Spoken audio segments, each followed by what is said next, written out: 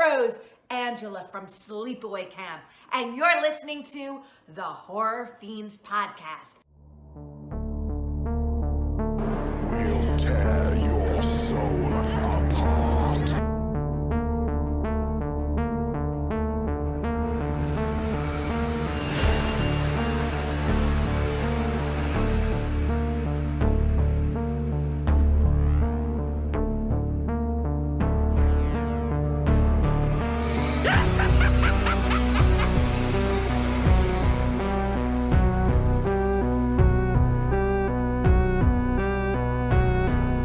It's been almost 2 weeks since Scream 6 launched in theaters, and Ghostface still continues to slash his way through the box office, grossing $44.5 million in its debut weekend. Fans are loving it, critics are loving it, so it's safe to say that Scream is once again here to stay. But once again, with a new Scream film comes a new group of killers to add to the list. This film contains the largest amount of Ghostfaces we've seen haunt our screens in one sitting, having a total of 5 Ghostfaces. Now, where do they rank among previous killers like Billy Loomis and Stu Macher in terms of brain power and overall favorability? We'll find out today. Spoilers ahead, so if you haven't seen the new film, pop down to your local dealer and then come back to this video. Also, bring me one of those sold out popcorn buckets. Hi, my name is Kyle and welcome to the Horror Fiends. Scream is my overall favorite horror franchise. It's one of the few franchises like Child's Play that actually tells a connected story with legacy characters over all of its films. My obsession with it is kind of unhealthy, and if I was in the Scream universe, Randy and or Mindy would probably be pointing their fingers at me thinking I'm Ghostface. Today we'll be ranking who I personally think is the best Ghostface based on 2 different things: the most favorable and the smartest. I'll be cutting across all 6 films, and I will be including the 2 killers who donned the Brandon James mask in the MTV series. But not the shitty inferior Breakfast Club-esque season 3 that didn't even connect to the other 2 seasons.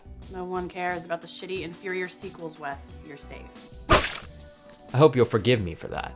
I'm ready to dive into this ranking, but you know what? I'm not dressed right for the occasion. There we go. That's better. Alright, let's get into it. Our first category of ranking will be by the most favorable. This is my personal opinion, so feel free to say if I'm wrong in the comments. At number 16 is Greg. Is this a cop-out for the worst Ghostface? Probably. Did we see him wear the Ghostface mask at all? No. Did we see him stab anyone? No. Did we see him make a phone call? Nada. Did we see him even alive at all? No. But he was a Ghostface in Scream 6 in the opening sequence, working with another Ghostface, Jason. But what I just stated above is what makes him the worst Ghostface. He let Jason do all the work on the killing of Laura, their college professor, while he was just chilling. Get it? You know, because his body was... you get it. He also let Detective Bailey carve him up and prepare him in the fridge like he was a meal for Hannibal Lecter. So I think it's safe to say that he was the worst Ghostface in terms of being the most favorable to me. Which leads us into number 15, Jason. Now Jason we did see in action as he lured his college professor to her death in Scream 6. When I saw that Tony Revolori was casted at around the same time that Samara Weaving was, I went into the movie thinking that they were both going to be the opening kill, as they were both the Drew Barrymores of this film. Meaning that they were the big actors that everyone knows that weren't already associated with the franchise. So when I heard him talking on the phone with Laura in the opening sequence, I was sure that my prediction was right. Boy was I fucking wrong. When he unmasked himself as Ghostface, I was, for lack of a better term, shocked. It made me question what direction that Scream 6 was going to take. Were we going to follow a killer in this one? Radio Silence would be taking a bold approach in doing that, but I was excited for it. Although that wasn't the case as he was butchered 5 minutes later, but Jason's Ghostface did allow us as audience members to follow a Ghostface for the first time after a kill, and hear him describe how killing felt over the phone. He delivered the line in Roger L. Jackson's voice that will reside as an iconic Ghostface line in my head. Now I see something red. Plus, he was an Ice 9 Kills fan? Hell yeah. Why he remains so low on my ranking is because of his motive. He just was trying to continue Richie's movie, which felt like he didn't have any ideas of his own and was just following a bandwagon. But having no ideas of his own didn't matter, as like I said, he was butchered by Ghostface at the end of the opening sequence. Rest in peace, Jason. I'll keep listening to Ice 9 Kills for you. At number 14, I have Piper Shaw.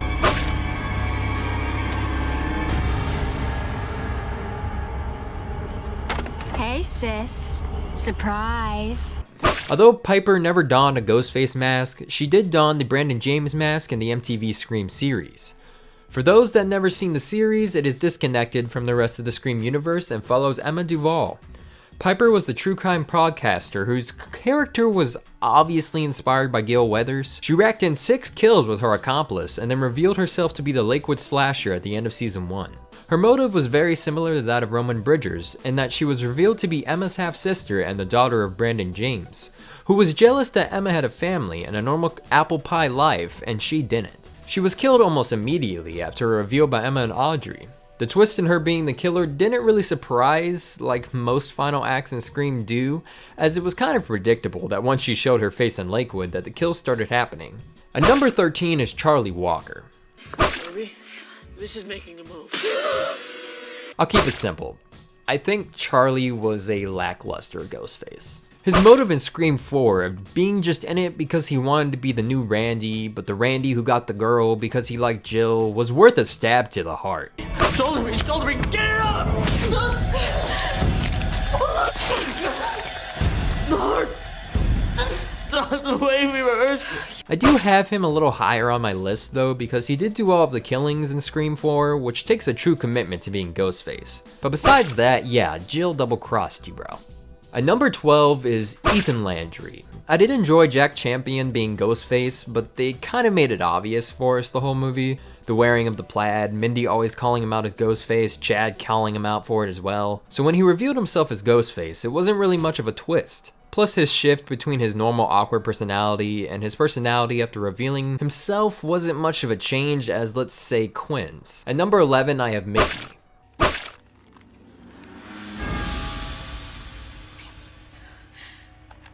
Surprise, Sydney. Although he, with the guidance of Miss Loomis, was the first copycat Ghostface after Billy and Stu, compared to those that came before and after him, he falls lower on the list. He is the only Ghostface to ever want to be caught and put on trial though, which I think is really cool. At number 10, I have Richie Kirsch. Oh God, you're okay. Because I really wanted to be the one to kill you. Richie just holds a special place in my heart because of Jack Quaid's portrayal and following him after the boys, and just his love for Scream in general. With his little hints of being Ghostface in the unfocused background in a lot of shots, like how he's starstruck when he meets Dewey, even though Richie was pretending to not know anything about the Stab movies or the original Woodsboro murders. And after seeing Scream 6, you see how dedicated Richie was to the Stab movies, as the shrine of evidence from all the killings was his. Although as Sam argues that he was who let his girlfriend do all the killing, I say leave my Richie alone, let him enjoy his Netflix. At number 9 is Amber Freeman. Please don't crucify me, Amber, stan Twitter. Just stop! Fuck you, Amber. I'm not the fucking killer! I know.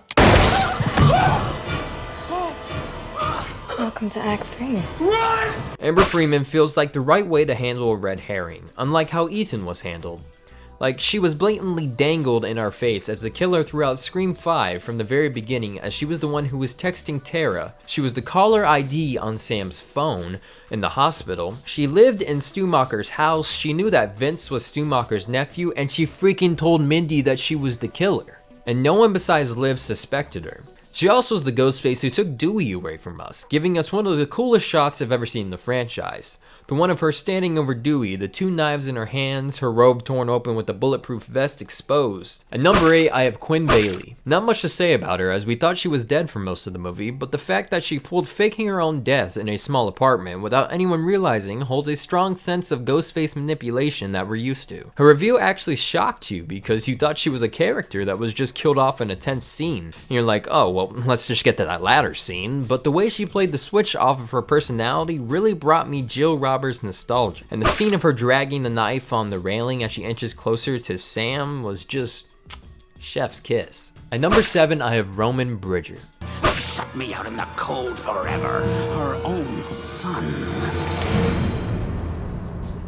He still stands as the only Ghostface to do it all by himself. He didn't have a partner, and he was the Ghostface who groomed Billy and Stu in the beginning to kill Maureen Prescott, Sydney's mom. So he carried that with him over 3 films. He, like Quinn, faked his death, so seeing him reveal himself brought that shock factor. And he was the only Ghostface who wasn't afraid to punch a bitch. The only thing I wish was that his character was more in the circle of friends rather than being just the director of the new Stab movie, as I feel like it would have had a little more impact when he revealed himself. But either way, he was Sydney's half-brother and actually downed Sydney for quite a bit there. At number 7, I have Kieran Wilcox. See that I'm wrong.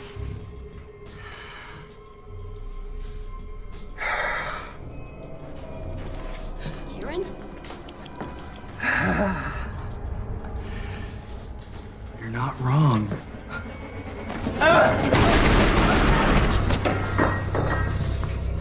I don't know why Kieran holds such a special candle in my heart. Maybe because he was one I never saw coming. Maybe because I really liked his character through the show. I don't know. Again, technically not a Ghostface for those who haven't seen the MTV series, but Kieran was Emma's boo thing through the series, and he turned out to be Piper Shaw's accomplice and revealed as the killer in season 2. Something about Kieran's switch when he's revealed is just something to revel at. He becomes a completely different character, and I applaud Amadeus Serafini for that acting. Now we get to our top 5. Do you agree with my ranking so far? If not, leave a comment and tell me yours. I'll only judge you a little bit. At 5, we have the most brutal Ghostface we've seen, which is Detective Bailey. His motive, yes, a little copycat of Miss Loomis for sure, as he was revealed to be Richie's dad and wanted revenge for Sam murdering him. But his Ghostface was the first one in a while that actually made the film scary to me. The bodega was his highlight for sure. I mean, he wielded a shotgun for Christ's sake. Obviously he had the help of Quinn and Ethan, but to know an older man kept up with these teenage Ghostfaces and did very well, just wow. At 4, we have the one who did the parental revenge first, Mrs. Loomis.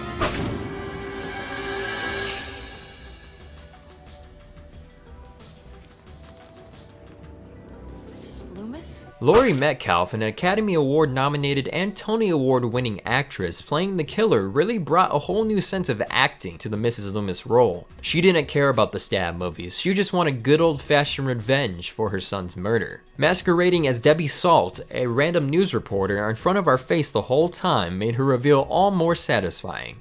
Every time I watch her in the final act with that just pure look of insanity in her eyes, just reminds me so much of Norma Bates. And at number 3, we have the legendary Jill Roberts, the Ghostface who almost got away with it.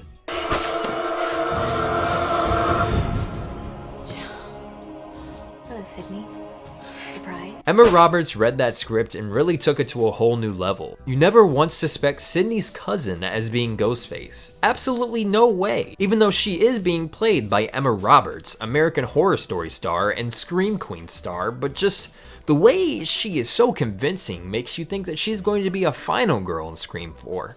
But she sat back and let Charlie do all the killing while she reaped the benefits, double-crossing him in the end, and almost killing Sydney. But in the end, she got the Stumacher treatment. Speaking of Stumacher, guess who's number 2? The Ghostface who did it just for fun. Help me, please. Surprise, Sydney. Something about Stumacher just is so likable, even though he is a homicidal maniac. But he's our homicidal maniac. Matthew Lillard is an amazing actor and I love every film he does, whether that's behind the voice of Shaggy or taking the mantle of William Afton in the new Five Nights at Freddy's film by Blumhouse. I will still hold hope that he somehow survived death by TV. And now we get to my most favorable Ghostface. I don't know whether it's because I watched the original Scream when I was a kid or just the fact that this character was the first to do it, but Billy Loomis is my number 1 Ghostface. We all go a little mad sometimes. No, Billy! He didn't have any Ghostface inspiration, he didn't have any Stab movies to follow. He picked up a cheap Fun World Halloween costume, put it on, and just murdered people with it. Billy Loomis has just become so iconic in his own way that anytime I see Skeet Ulrich in another role, whether that be The Craft or in Riverdale, I'm just like, hey, that's fucking Billy Loomis. But don't you think being a Ghostface takes a substantial amount of brain power? You have to manipulate your friends, you have to stage bodies, you have to create a motive. So who was the smartest Ghostface out of this long list of killers? Here's what I think. I'll do a top 5 because I think some Ghostface's intellect do not even compare to the others. So at number 5, we have Stu Macher. I know what you're thinking. Stu Macher.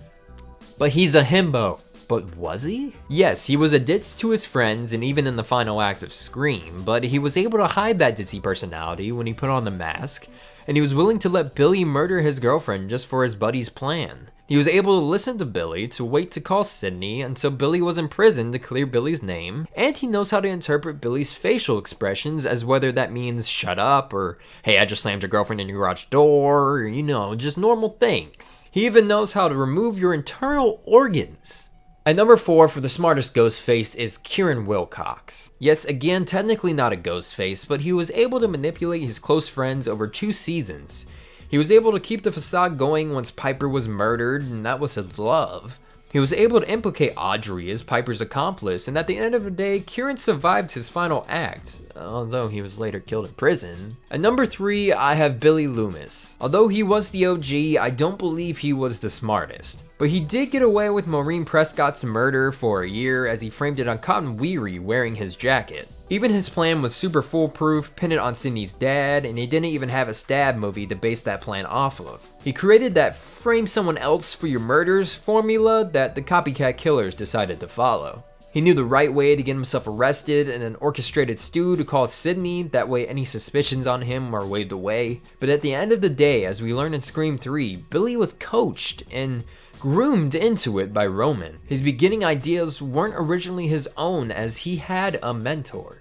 At number 2, we have Jill Roberts. Like I said, she is the Ghostface that almost got away with it. Not 1 inch of suspicion was on her, and while she had a plan with Charlie to frame Trevor, kill Sydney, and live happily ever after together, that wasn't her true plan. She had a plan of her own to double-cross Charlie and kill everyone, becoming her own final girl to become the new Sydney. Which was never ever done in a motive and still hasn't been done. And the fact that she was able to just sit back and let Charlie do the killing while she spun her own web of manipulation shows just how smart she was. So who was the smartest Ghostface? If it wasn't the OGs, if it wasn't Jill Roberts, who was it? It was Roman Bridger. Although Scream 3 and Roman Bridger himself is divisive among fans, you can't deny that Roman Bridger was the smartest Ghostface. He orchestrated the original Maureen Prescott murder, he coached Billy Loomis into the psychopath that he was so that Billy Loomis would go after Sydney. He did his murders himself. He created a voice changer that mimics people's voices so that it would lure victims into a false sense of security. He faked his own death and got the jump on Sydney. Roman sat patiently for so long to finally take his revenge. Although he may not be the best Ghostface in my opinion, I do think he was the smartest one.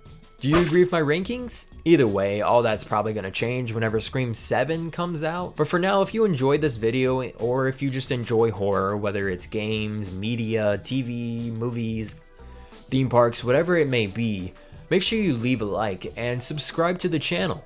And make sure you hit that bell icon so you are always notified when we post. If you want to see more from me, you can follow me on the links down below on Instagram. But that's it for me. This has been the Horror Fiends, and I will see you in the morgue.